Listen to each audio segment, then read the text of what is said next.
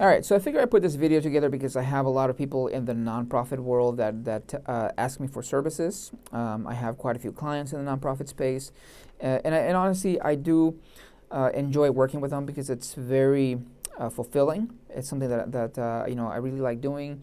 Sometimes they don't have the budget to create the masterpiece that they want to see. But at the end of the day, I try to be flexible with them, when I can, because of that budget limitations. But here are three things that I wanted to share with you. If you're a business development director, for example, if you're a marketing director, you don't really have a website developer in house, and you're looking to hire a company or hire a developer to come in and do and build a website for you, or redesign a website for you. So three things that you should be on the lookout, or that you should try to take into consideration. One, try not to skimp out on the budget. Now, I know it's easier said than done. Sometimes it's challenging to get money for nonprofits, but you have to look at your website as an investment. Something for the long term, something that's going to be there. It's going to be your representative, not necessarily a salesperson because you don't do sales per se, but it's definitely going to be your outreach, a key part of your outreach strategy.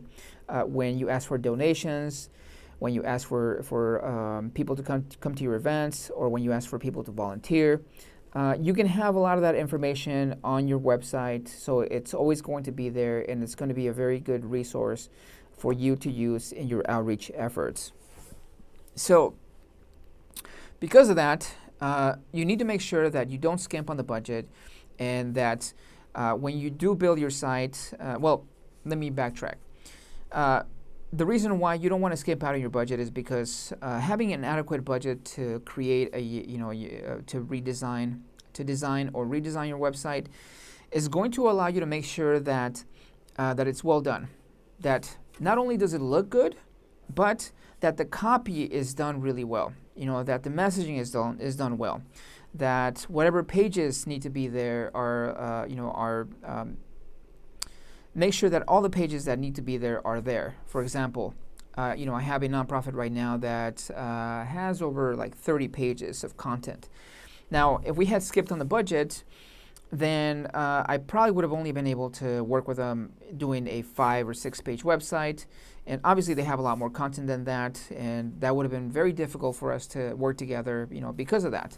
But, they were okay with putting a bit more money up front. They had a budget for it, and we were able to go through the site, add some really needed functionality for their fundraising, some PayPal integration to make sure that people can donate to their cause, and it's just it's coming out really nicely. But the main reason why is because they didn't skimp on their budget. They were able to allocate that money.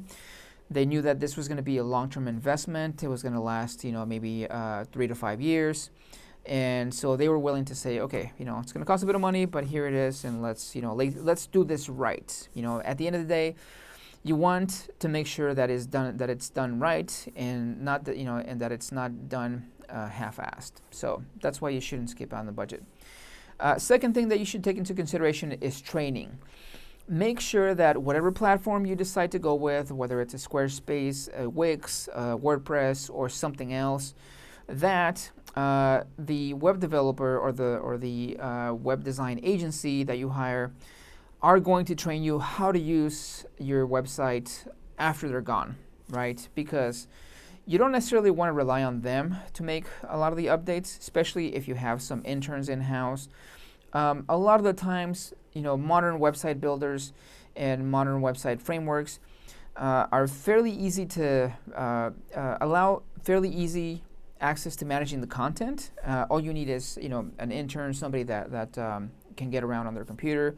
They can, if they can make modifications on a Word document, more than likely they can make content adjustments on your website. So, but that's important. Make sure that you have a plan for after the fact that this website is built. Make sure you know what's going to happen, who's going to be updating this website, who's going to be maintaining it, and that you're set up, and that you're properly set up, and that you're put in a proper position to make sure that that gets handled. Because if it doesn't, you're going to be left scrambling. You're going to be left at the mercy of this web developer or web design agency, and whatever they charge you to update the site themselves. So make sure you know ahead of time what that's going to look like. My current client asked me that right off the bat before we started the project, and I said, yeah, that's exactly what you should be asking, because you need to know ahead of time what that's going to look like once this project is done. And the third thing you should take into account is the platform, right? So there's different platforms nowadays where you can build sites, and they all have their pros and cons. Some are free, some of them are not free. Some of them are free to build, and you can build the sites yourself on them for free. Some of them you have to pay somebody to build the sites for you, and some of them will charge you a higher web hosting fee, and some of them won't charge you any fee at all. Now, like I said, there's pros and cons to everything, right? So let's take a look at the sites that are free, like a Wix or a Squarespace. Now, I think actually Squarespace isn't free anymore. I believe Wix is, so let's start with that one. Wix will give you a website for free, but the only caveat is that you will usually see ads on the bottom of your website, sometimes sprinkled throughout. So your visitors are going to see that, and sometimes that may not look the most professional. If you're trying to sell services on Wix, if you're trying to do something very professional and very elegant, or improve your brand, that isn't always going to look the best. So, so in those cases, it may be worth it to pay extra. I think Wix has like a premium package where they don't show ads, and it's going to cost you some additional money. Squarespace is also, I believe, they have like a $6 to $10 plan, which is very basic, and then they have another premium one, and then they have one where if you want to choose to sell stuff online, like an e-commerce store, then they have a upgraded plan for that. So typically, you're going to always end up paying for something. Nothing is free.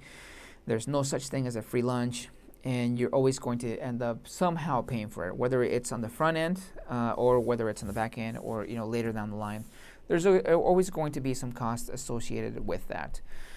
And the third platform that I like, I prefer is WordPress. One of the cool things about WordPress is that it's open source, and anybody can play with it, can modify it, can create extensions for it. There's a wide array of plugins that can be used with WordPress, some free, some not free, but that affords you to extend the functionality of your site so much. And this is one of the reasons why WordPress is one of the most popular platforms on the internet. They hold about, I think, 24% market share nowadays, which is by far one of the biggest, of the other companies. So it's huge. But the cool thing about WordPress is you can migrate your site. Let's say you're not happy with one website hosting company, or if you're hosting your website with a developer. Let's say you're not happy with them. You can package up your website, take it somewhere else, install it somewhere else, and be rid of that person or that company, right?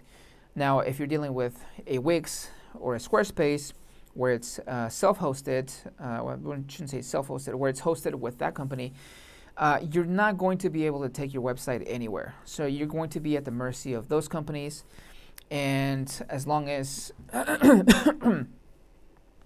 and you're going to be at the mercy of those companies, and if you ever want to leave, basically the website is going to stay there. You're going to have to pay a lot of money to have somebody copy over the website to another platform, and it's going to have to be done manually. It's not going to be something that gets that is automatic, and that's going to cost you quite a bit of pain and money to do that. So be wary that if you use those free proprietary platforms like the Wix, like the Wix, like the Squarespace, you're going to be at their mercy, and you won't necessarily be able to leave. And if you do leave, it's going to cost you quite a bit to get that done. And that's why I like WordPress. WordPress is what I build my websites on. Like I said, it's very easy to use. It's very easy to manage the content. It's very easy to manage content after the website is built. And I think it's one of the and I think it's one of the best platforms out there, and that's why it has such a huge market share. But like I said, there's pros and cons to everything. So make sure you pick your poison. You know what poison you want. You want to do. So pick your poison. They're all going to have their pros and cons, but just be wary and do your research before you select the platform.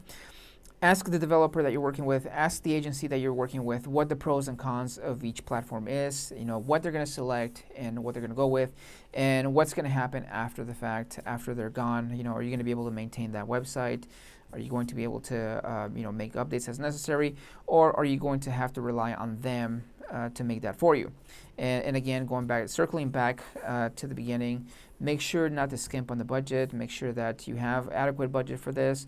If you don't, maybe wait a little bit longer, save up some money, and once you have that ready, then hire a competent developer or a competent company to build a site for you that has all the functionality and all the bells and whistles that you need to make your website and your business or your nonprofit successful.